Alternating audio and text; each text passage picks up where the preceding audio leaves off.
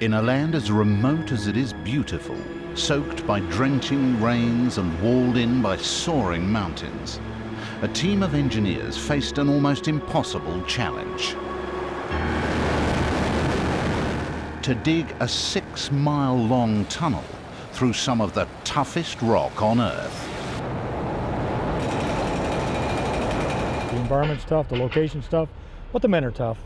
But this tunnel would test them to their limits.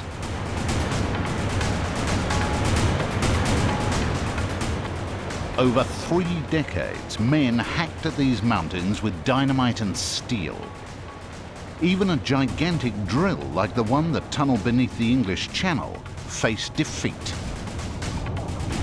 It's a hell of a big tunnel and a hell of a hard rock and a difficult place to build it. It would take 16 human lives to build Manapouri Power Station 700 feet inside a mountain.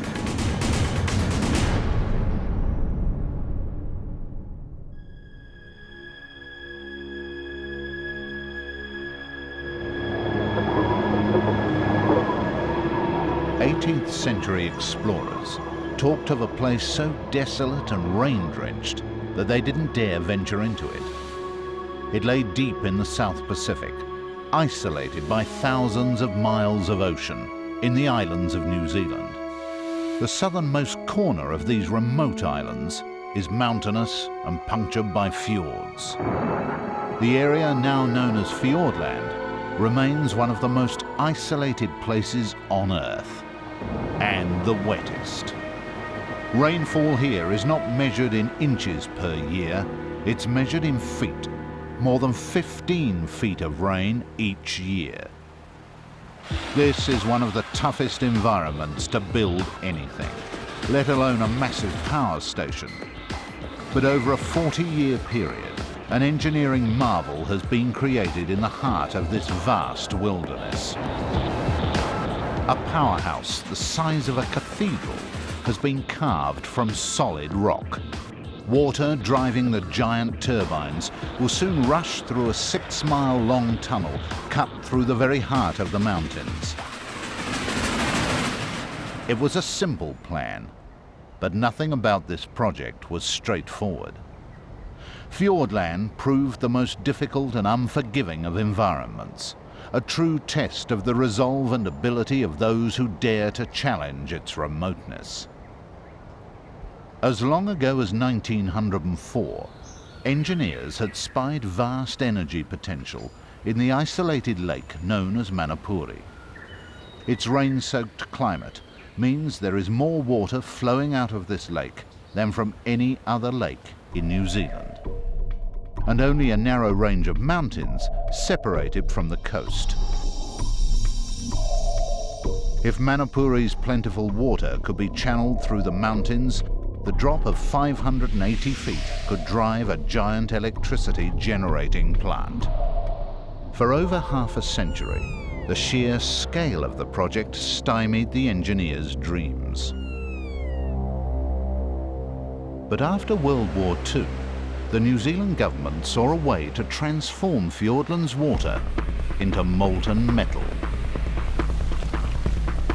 Government hopes focused on recently discovered Australian bauxite, the raw material for making aluminium.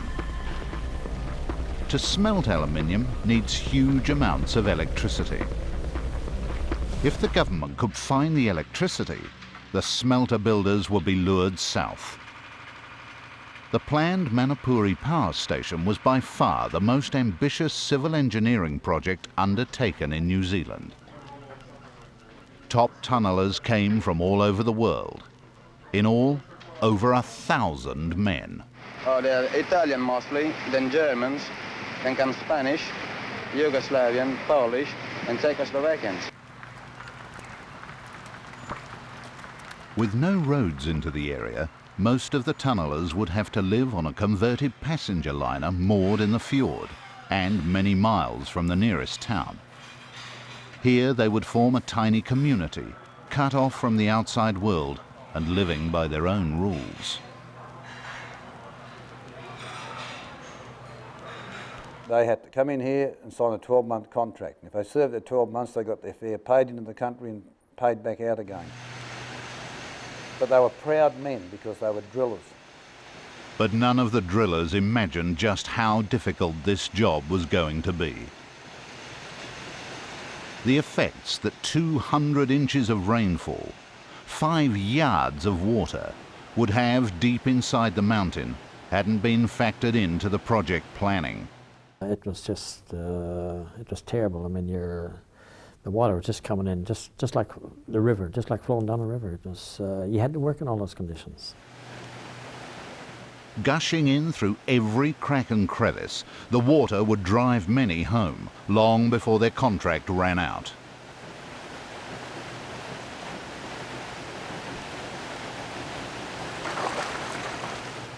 Anybody goes to work in 4, 5, 6 degree water and spends a whole day in there is pretty tough. The project called for a series of tunnels which would allow water from Lake Manapouri to drop down 7 vertical shafts reaching 600 feet into the bowels of the mountain.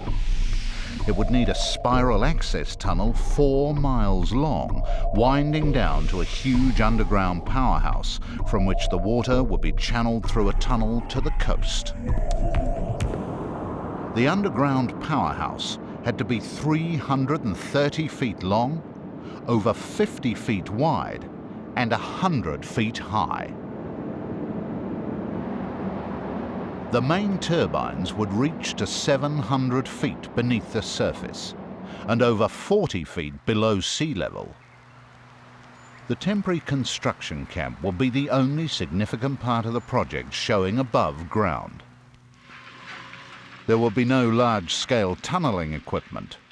Workers had to rely on hand drills and dynamite to carve their way into the mountain.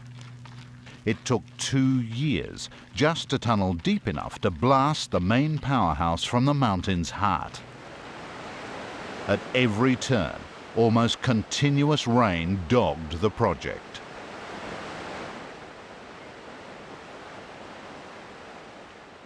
The first year that we were down here in October and November, it rained every single day except for 3 days. I think there was 1 day in October and 2 days in November that it didn't rain. Otherwise, it rained cats and dogs constantly. The most difficult and dangerous work promised to be the tail race tunnel. The tunnellers must drill and blast a 30-foot wide tunnel to link the fjord to the power station at the lake. It's 6 miles through ancient bedrock and 5 major earthquake fault zones.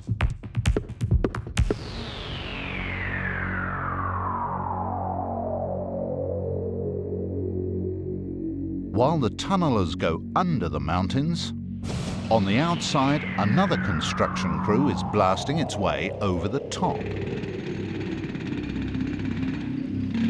A road has to be cut over the mountains so that the equipment for the power station can be shipped into the fjord and then hauled overland to Manapouri.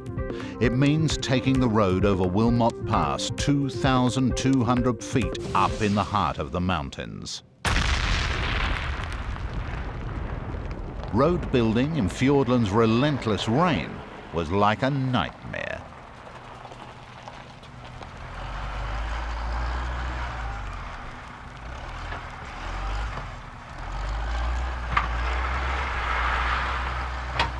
You can see around here we have to get in, clear the bush, clean it off to really know exactly what type of material we're going to be working in, whether it's going to be rock or mud or just plain common material. What's the chief problem? The weather, I'd almost say, plus the mud. Construction of the roadway over the Wilmot Pass, and that was a huge, huge feat. I've always probably given more credit to the road builders on the first job than I do the tunnelers. It took 2 years to construct the 12.5-mile road over the mountains. In spite of the hardships, there were many ready to take up the challenges the project offered. Australian John Owers was one of them. It was a hard job, but we made good money. We were adventurous. 3 or 4 of us came over here from Australia and we enjoyed the lifestyle. But for every foot of tunnel, the construction team paid a terrible price. Tunnellers acknowledge a rule of thumb that in drill and blast tunnelling, you lose a man a mile. This job would kill 3 times that number. Everybody was on bonus, and I'd be prepared to say that safety was compromised. Safety came second. The drive to secure bonuses saw the tunnellers hack their way through up to 40 feet of mountain a day. But some days they would manage less than 4. To do even that, they had to ignore unbelievably punishing conditions. The drilling cycle was very noisy because everything was run on compressed air. We had 2 8-inch air lines running to the face. It was like a fog of compressed air at the face, full of oil. The air was full of oil to lubricate the machines, and you could feel your stomach rattle with the vibration of everything. And we used to dive to the first aid cabinets and get cotton wool and lick it to get it wet and jam it into our ears. And there's been the odd case where the guy would have to go to the nurses next day and get cotton wool pulled out of his ears. He couldn't get it out with his fingers. With trains racing through darkened tunnels, continual explosions and almost daily rock falls, the pressure to meet progress targets made a dangerous job downright deadly. Death became just another part of the job. We had a lifter miner killed, and we didn't go near him. We just all came down. There's nothing you could do about it. He was half blown to pieces. They opened the bar up, you have a few beers and talk about it, and the following night you'd go back to work again. It took the limelight off our weekend. But at last, after 5 years' work, it was all over.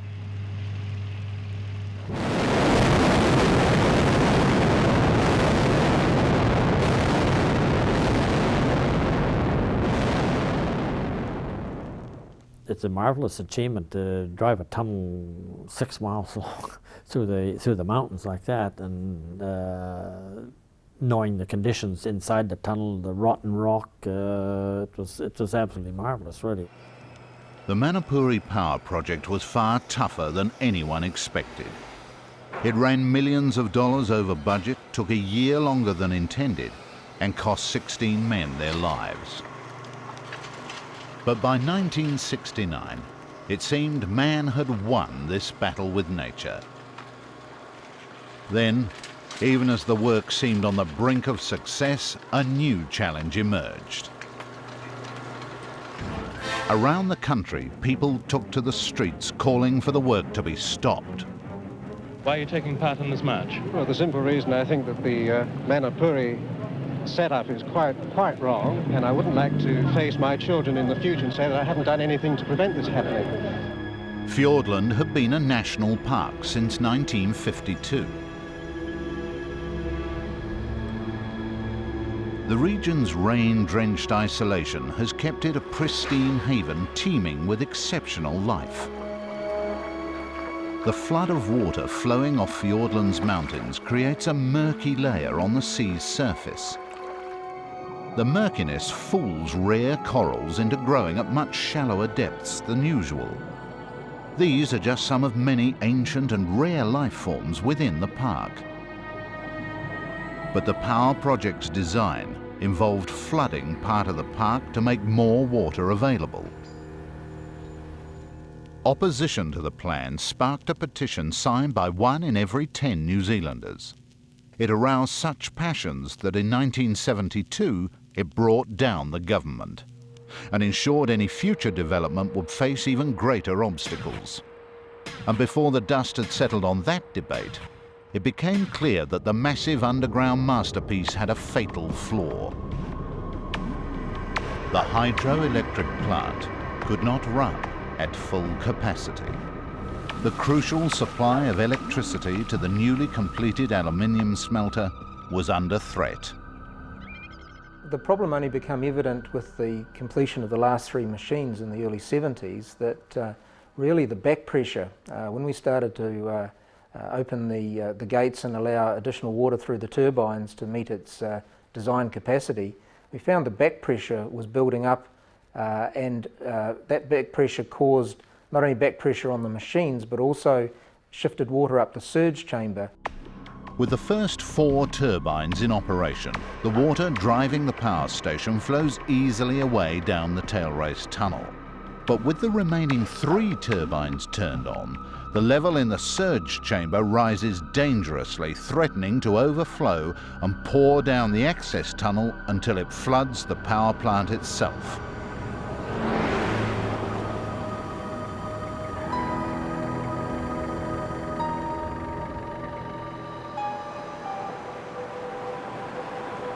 The tail race tunnel that was carved with so much sweat and blood simply isn't big enough. All through the 70s, while there were various theories, the one that endured was that the friction between the water and the concrete was slightly higher than expected, and that was enough to cause the back pressure.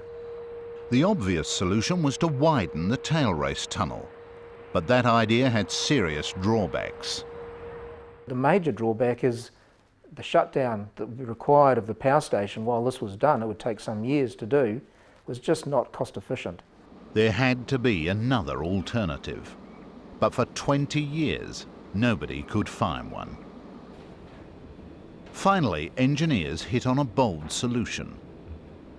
One that would not only solve the back pressure problem, but allow the plant to generate even more electricity than it was designed to.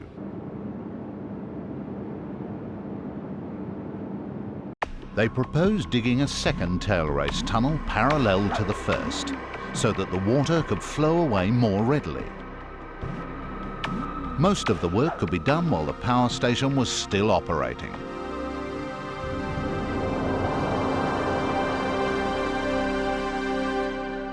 I've often sort of likened it to trying to improve the exhaust system on a car. If you free flow the exhaust system, you'll make the whole thing a bit more efficient. Whereas if the exhaust system's clogged up with too much back pressure, the car won't run as well. So in 1997, the engineers and tunnellers rolled back into the mountains of Fiordland to finish the job started 40 years earlier. They were embarking on the most ambitious engineering project in New Zealand since the original power station. A $200 million contract scheduled to take 4 years. But while it's a new project, it's the same old story. Veteran Texan tunneller Tom Martin was brought in to oversee the tunnelling. He had 30 years' experience and had dug 15 tunnels. But the challenges of Fiordland were beyond his wildest expectations. I'd done tunnels. I'd done bigger tunnels than this. I'd done longer tunnels. But I didn't realize, you know, you can talk all day about you only can get in here by barge. You only can get in here by launch. All the equipment has to come in. You don't run to the corner store like you do in America and buy it. And so I think when I got here, I realized how really isolated it was. Many of the challenges which dogged the first tunnel project will also confront this one. But to nature's challenges has been added one more. In 1986, Fiordland was made a World Heritage Area in recognition of the region's outstanding natural values. This time round, the tunnellers also face strict new environmental laws. Environmentally, it probably has some of the toughest things I've ever seen. Not to say that there aren't some tough jobs in the States, but there's just not the mix that's here. Number one, you have a TBM tunnel, which is 10 meters. That's big. Number two, you have a environmental impact because of the park. Number three, you have the park itself, which means that you have to clean everything and comply with all sorts of regulations. The tunnel will produce 300 million cubic yards of spoil. Under environmental laws, this has to be shaped into natural contours, and the entire site returned as close as possible to its natural state. Trees grown from seed gathered in the area have to be planted to ensure rapid reforestation. And even water that washes through the tunnel during construction has to be treated. In the States, normally if you had a job, you'd be in a city or near a city, and you hook up to the sewer system and you don't worry about it. Here he's got to treat it. He's got to collect it. He's got to make sure that everything is in compliance with all these negotiations with the environmental group that went on for 6 years. So it's pretty tough. The challenges of working in the national park and in a World Heritage Park were not exceedingly great.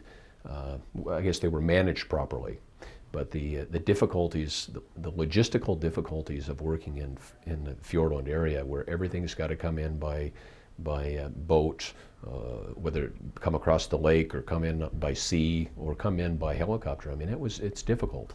And to top it all off, the rock's fairly hard. 4 or 5 known faults that will issue a lot of water, and that's what really gives tunnelers problems, the water.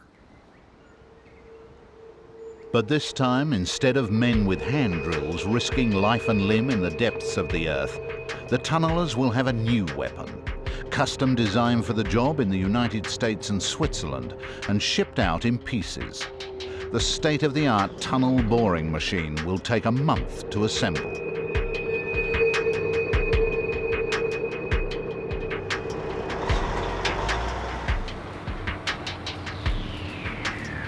It will weigh 925 tons and be almost 80 feet long.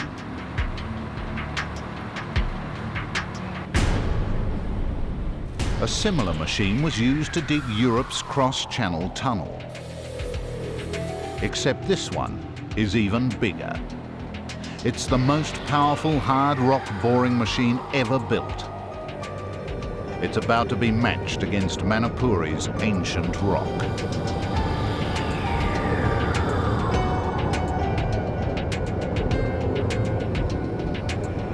Certainly there's been bigger TBMs. Certainly there's been TBMs in harder rock. They haven't been the same one together.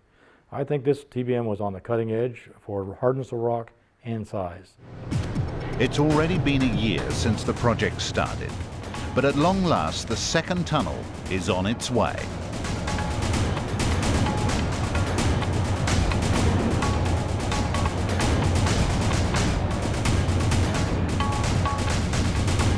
The TBM drives its grinding wheels into the rock face with more than 1,800 tons of pressure.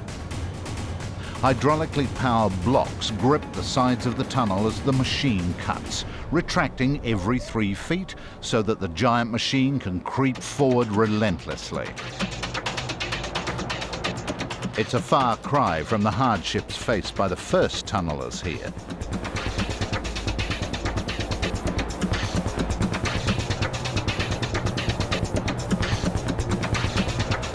Where it used to take hundreds of men, now a crew of 25 can complete more than 60 feet of tunnel a day. Well, I think there's several advantages. Number one, you get a round tunnel. You get a smooth tunnel. The tunnel wall itself is, the gauge cutters cut the final gauge. They make it very smooth. So in effect, what you have is a nice rifle barrel. Almost looks like it's been lined. The safety is certainly a major consideration because you're not using dynamite. The men can work up under what we call the fingers, which are the long slender pieces that stick back over the work decks, and they can be always under supported ground. So if anything does happen, they're not going to apt to get crushed or hurt by falling boulders or rocks.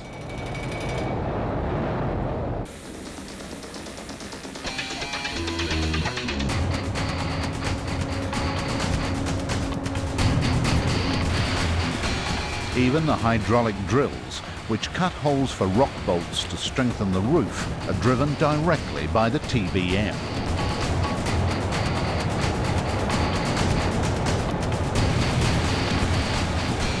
The crew are left just to insert bonding compound to cement the bolts in place.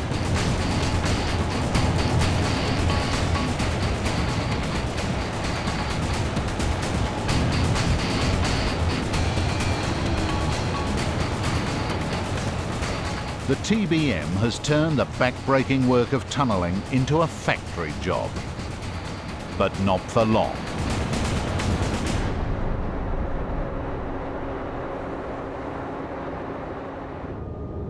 The rock of the Fiordland Mountains stops even the state-of-the-art boring machine.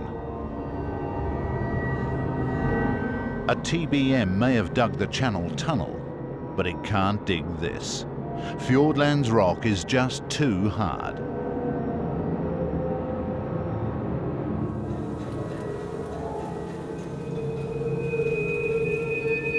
Again and again, tunnelling comes to a halt while welders and fitters work to strengthen the TBM's cutting gear.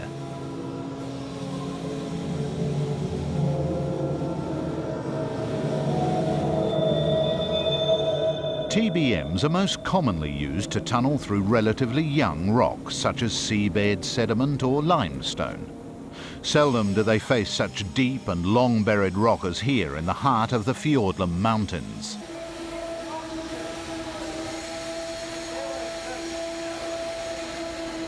Here, key parts of the TBM have to be replaced every few feet of cutting.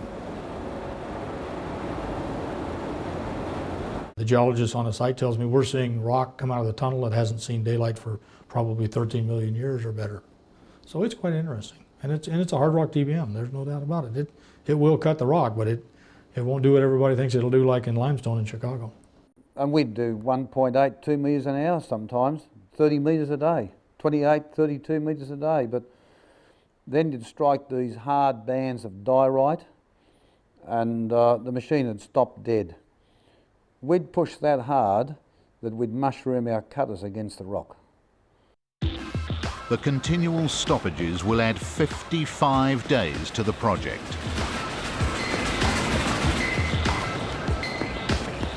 It is time the tunnellers can ill afford. The project is scheduled to take 18 months. That's beginning to look unrealistic. The tunnelling crew are already working in shifts around the clock to finish the tunnel behind the TBM. Wherever the rock is unstable, they have to fit mesh to hold any loose material in place, and then spray concrete over it to leave a smooth wall which offers minimal resistance to water flowing down the tunnel. Any delay at one point threatens the whole process. And before long, the tunnellers will face yet another challenge.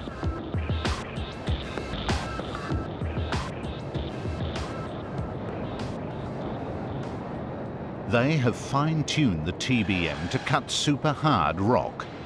But less than a mile into the job, the TBM cuts into an earthquake fault where the rock crumbles to form a soil-like material. If that now gets wet, the TBM can't cut it. And getting wet seems inevitable. Torrential rainfall makes Fiordland the ideal place to produce hydroelectricity. But every time it rains, some of it seeps away through the cracks in this fractured landscape, until ultimately it pours down onto the tunnel boring machine. The TBM is electrically powered, and in this case, water and electricity are a bad combination. When we stopped, because there was that much water in the tunnel, and the tunnel was that cold, you'd get condensation build up in all the contacts, in all the electrical boxes, and the switch modes, and the computers. The constant drenching takes its toll on the human tunnellers as well. If you work in these sort of conditions for 8 hours at a time, also remembering that when you do your rock support, most of the rock support has to be done overhead. So that means you are under this water really most of the time. So it really has a negative influence on the morale of the people, and all that, of course, doesn't help you to when it comes to progress. The water sprays from the faults as if from a high-pressure hose. Never before has a TBM been used where there's such a combination of obstacles. You can imagine if you punch through one of these faults and you go into this very high groundwater pressure, you can cause all sorts of problems. The high groundwater pressure can make the fault material run in on top of you and effectively bog up the TBM. There is nothing to do except endure the drenching. To make matters worse, steel ring supports have to be installed under each earthquake fault, exactly where the water comes in most.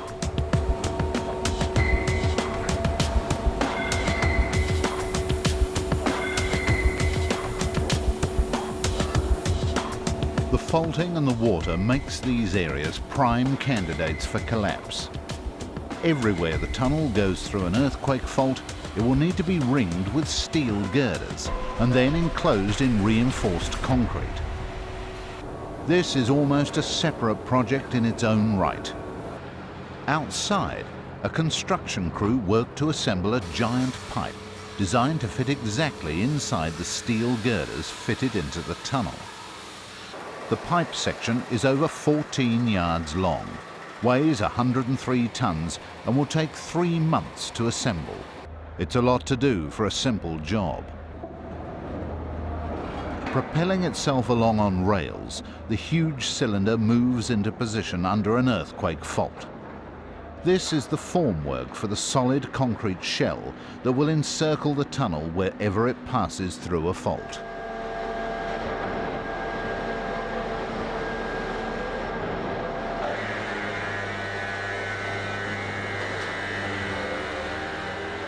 The next stage is critical. Once the pouring of the concrete begins, it must be continuous for the next 24 hours. It can't be interrupted. If part of the concrete shell sets before the rest is in place, there'll be a join which could critically weaken the shell. The concrete will have to be ripped out and the process started all over again. This procedure will have to be repeated for each of 5 major faults along the tunnel's length.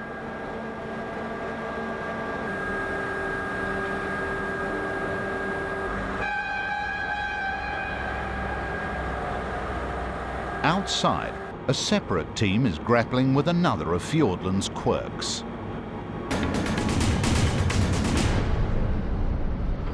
The fjord is so deep and narrow that the digger excavating the final stretch of the tail race channel can't use standard GPS to check the channel meets specifications. Getting the channel right is vital to ensure the maximum water flow out of the tunnel to the sea.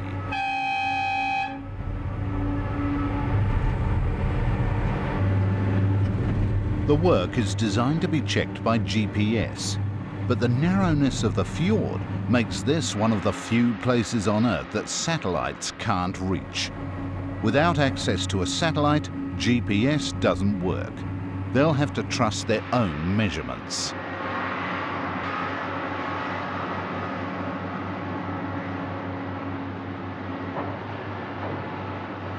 But digging here creates its own problems. Sediment washing down from the work could threaten the pristine conditions in the fjord. A special underwater monitoring program has to make regular checks for any sign that the rare life in the fjord is being affected. But in the fjord, it seems all is well.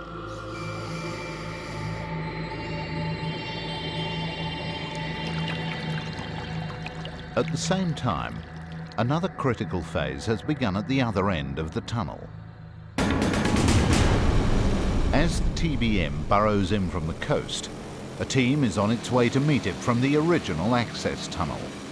They're part of the most delicate stage in the project. This stage involves digging 2 additional shafts to allow the final section of the tunnel to be carved out in advance. One will also be used to install a gate, so that the 2 tunnels can later be joined without drowning the tunnellers. This final stage of the new tunnel and the junction with the first one have to be cut entirely by hand. But the viability of the entire endeavour rests on the success of this small part. The aluminium smelter relies on uninterrupted power supply to ensure the process of turning molten bauxite into aluminium bars goes smoothly.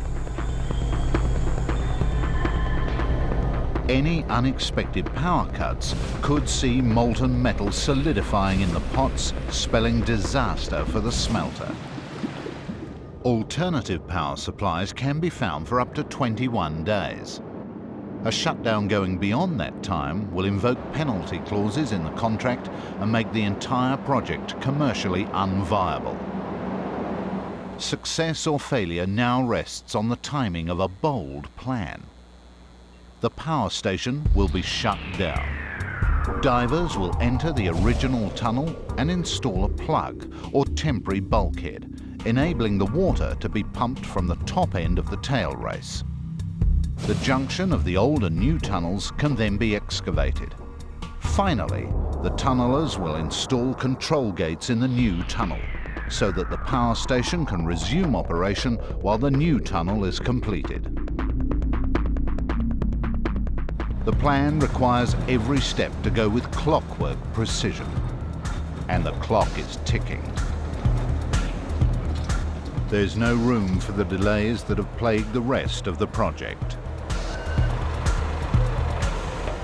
The only thing that made the second tail race tunnel feasible was how long we shut the power station down. The numbers had been batted around at one point that it could be done in 18 days.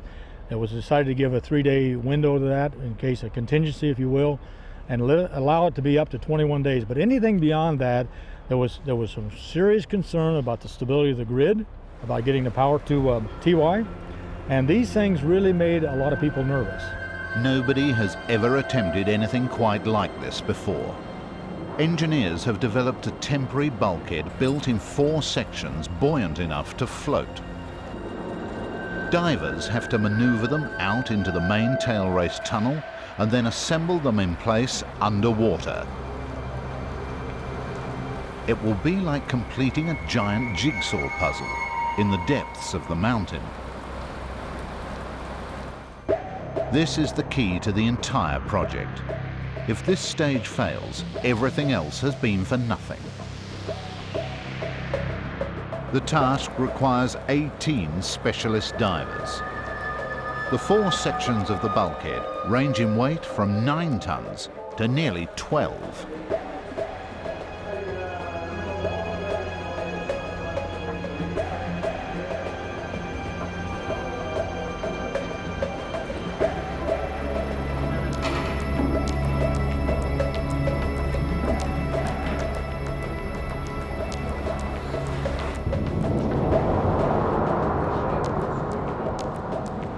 When the segments are close enough to their final positions, they're filled with water, so they slowly sink.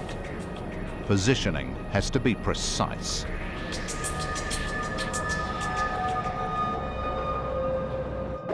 Once they're filled with water, they're almost impossible to move and may jam in the narrow confines of the tunnel. The wide middle section of the bulkhead is the most critical. There's only about 2 inches of clearance between it and the tunnel wall, and all the while, the clock is ticking.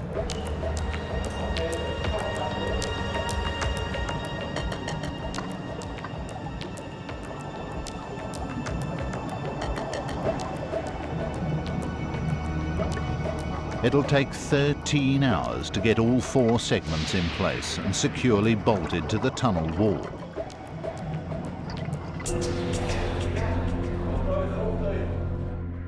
Only now can the water be pumped from the chamber. The months of planning are paying off, but there's still a long way to go and many remaining unknowns. A wall of rock remains where the 2 tunnels must join.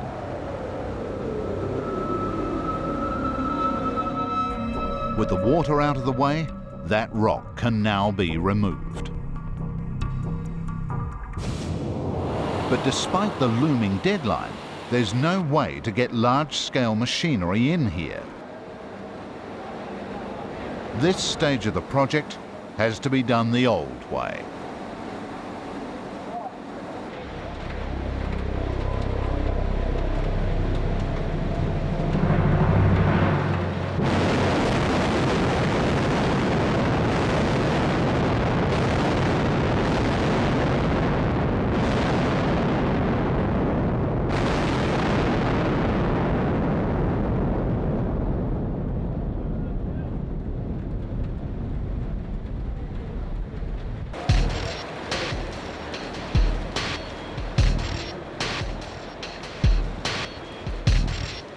For once, Fiordland seems to be on the tunneler's side.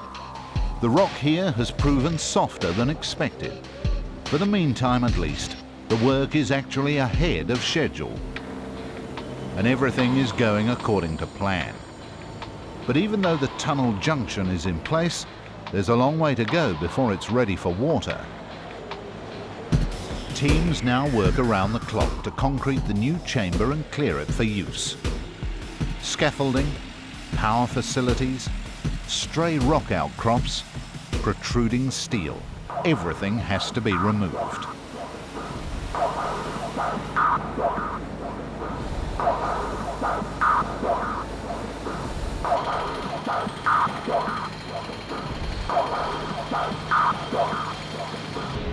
This is where they will separate the water from the original tunnel.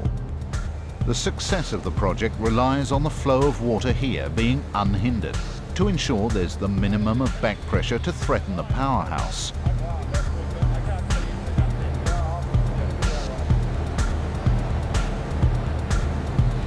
A control gate needs to be fitted into the new chamber to allow the main tunnel to be connected after the power station has started operating again.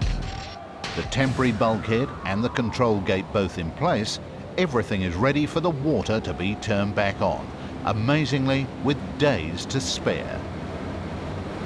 21-day outage was an extraordinary event. And I spent all my time in the 21-day outage on night shift, and it really, to me, it was probably the most fun I had on the project. It really was. We had good cooperation from all our workforce.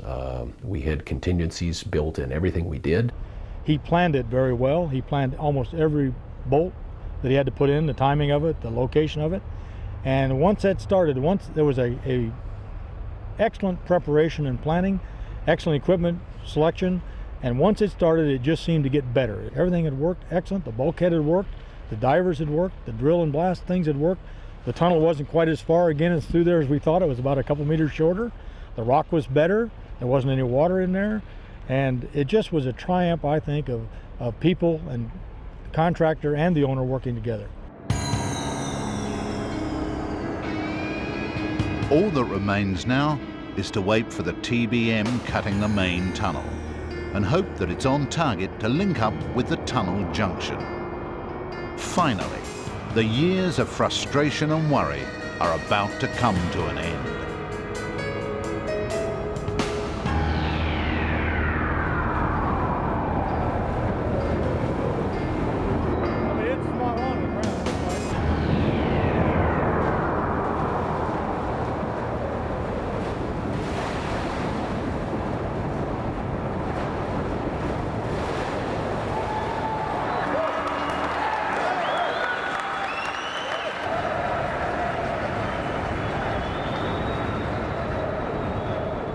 There's nothing like standing there watching that big beast come through that mountain. Because in the back of your mind, it's always, will it really be in the right place? Is it really where it's supposed to be? And when it came through, I had told everybody this is what's going to happen. It's going to start up here and it's going to move down, because I've seen 2 or 3 of the big ones come through. It was right on time. It was right on the line and grade. I mean, within 6 inches for 150 millimeters for a line and about 75 millimeters for grade. And I can't describe it to you. It's just it's that old we can do anything type thing. And I felt really proud for the people. They have taken 5 years to drive the second tunnel through 6 miles of fiordland rock. They've faced the challenges of rock that was too soft and too hard. They have taken pioneering technology into the bowels of the earth. It was a bold plan, and despite everything that fiordland could put in their way, they have made it a reality.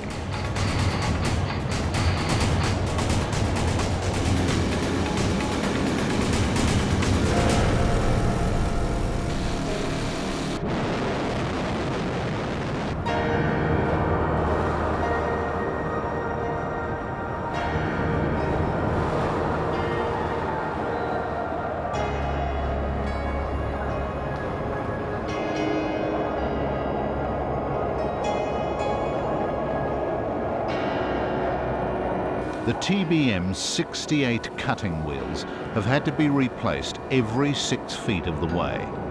In total, over 4,000 cutter wheels were needed.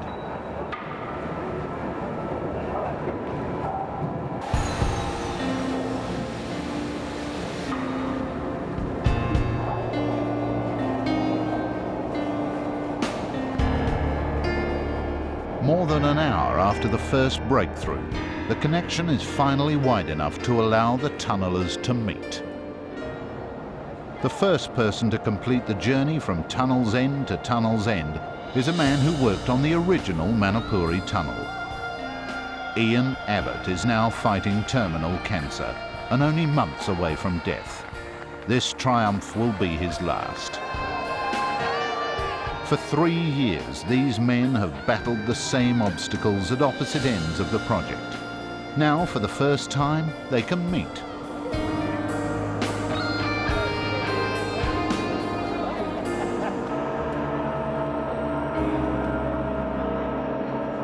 They have faced the worst that Fiordland could put in their way and won.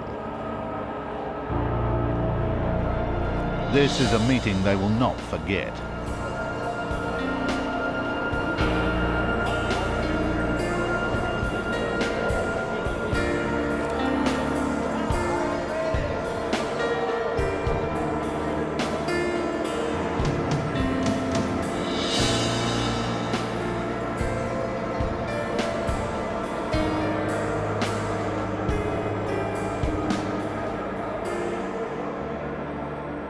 But one final challenge remains: to confirm that this time their efforts have been a complete success.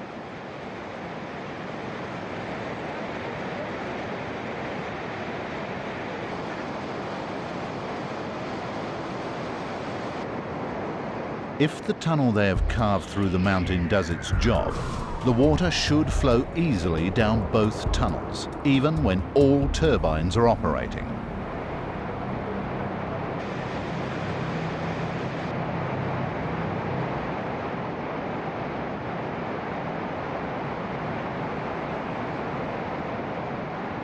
This is the ultimate test.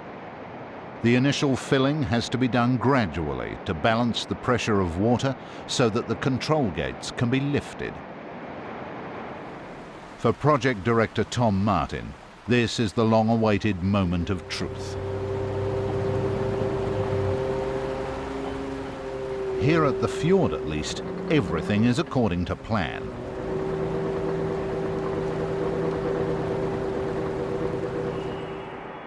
There is just one more gate to remove. In the middle of the night, the power station is shut down, and the floodgates at the top of the tunnel are lifted.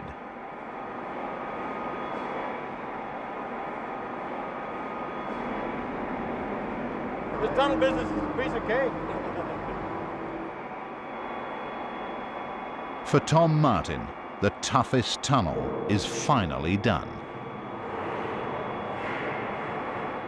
It's not like a TBM coming through, but they can use it. Even if it stopped right now, they can use the tunnel, and guess what? It's not my tunnel anymore, and I'm happy about that. But it remains now to see if the grand scheme actually works. At 8 a.m. on May 6, 2002, all 7 turbines of the Manapouri Power Station are finally turned on.